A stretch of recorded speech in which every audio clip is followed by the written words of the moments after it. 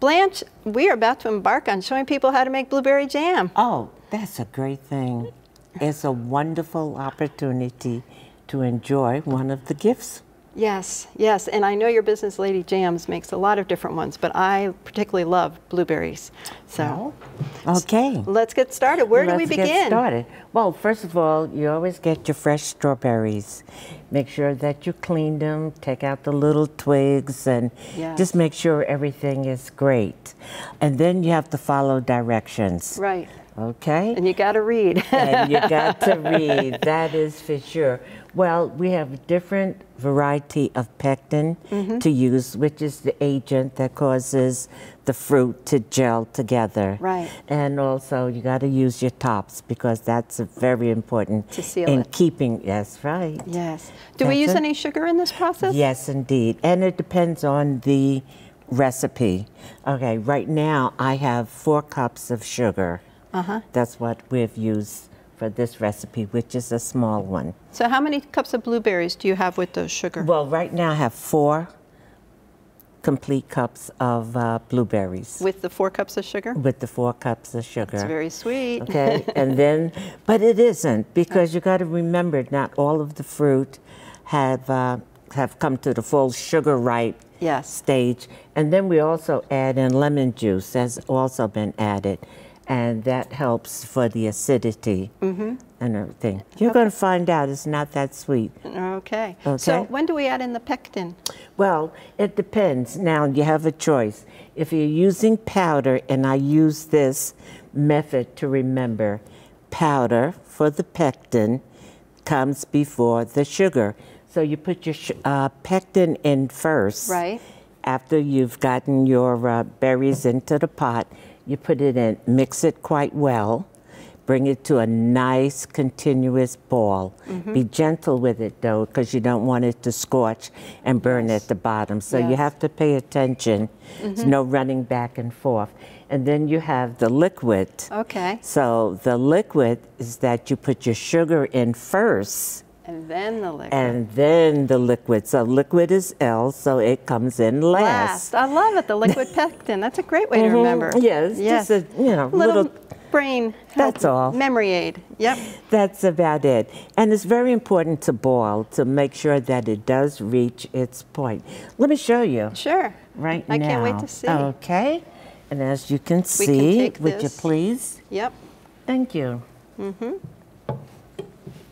It's starting to boil, and that's because it's getting ready to go into the gel stage. Okay. And that's usually 220 degrees. But there's another way of checking it as well, as to I put it on the spoon.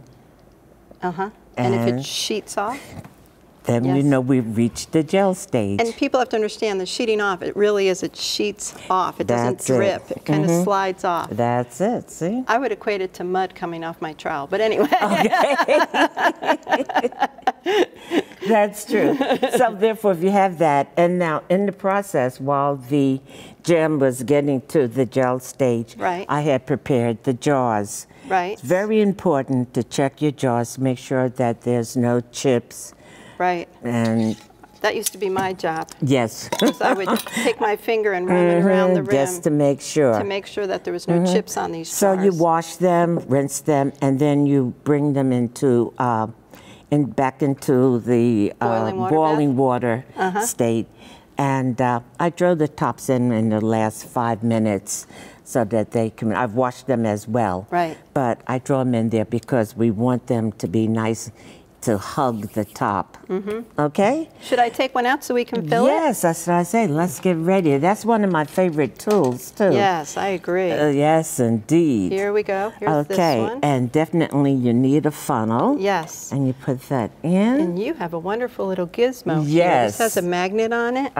And you just pull the top out like this. So. Okay, so here we go. And make sure that they're hot. We're just going to leave it. This, okay. And gently. Very gently. Be careful because it is hot. Now, it's also important that you bring it up to about a ½ inch from the top. Okay. Okay. Did I forget my paper towels? Yes, I think you did. Okay. I'll tell you what, I hate to say this, but We have it here because it's important. Even though that was the first jar, this is the first jar. we've got some coming in from the side because it is the first jar. Thank you. Uh-huh. So we're going to discard the first one. Uh-huh. Okay. And here we go. And always check to make sure that you did not leave any type of residue, because that's important when you want to seal the jars. Place on your top and then gently, Yeah. okay. Just put it on there nice and snug. Don't tighten it too much. Just a little bit. You see how? Yeah. And then we're then goes right back. And very quickly, how long do we boil it? 10 minutes. Okay. 10 minutes. And then we take it out and wait for it to go top. No, No? you wait for it. First of all, place it on a covered top of your table. And then after you've got your jars completely out of the water, and you need to wait at least 5 minutes after you've taken the top off, you sit them here, take another towel to drape it.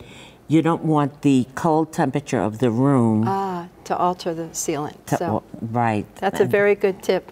But Blanche, we've got to get going, so I thank you so much for showing us these steps on making blueberry jam. I appreciate it. Well, you are so welcome, and Yes. thank you so much for having us here. Yes.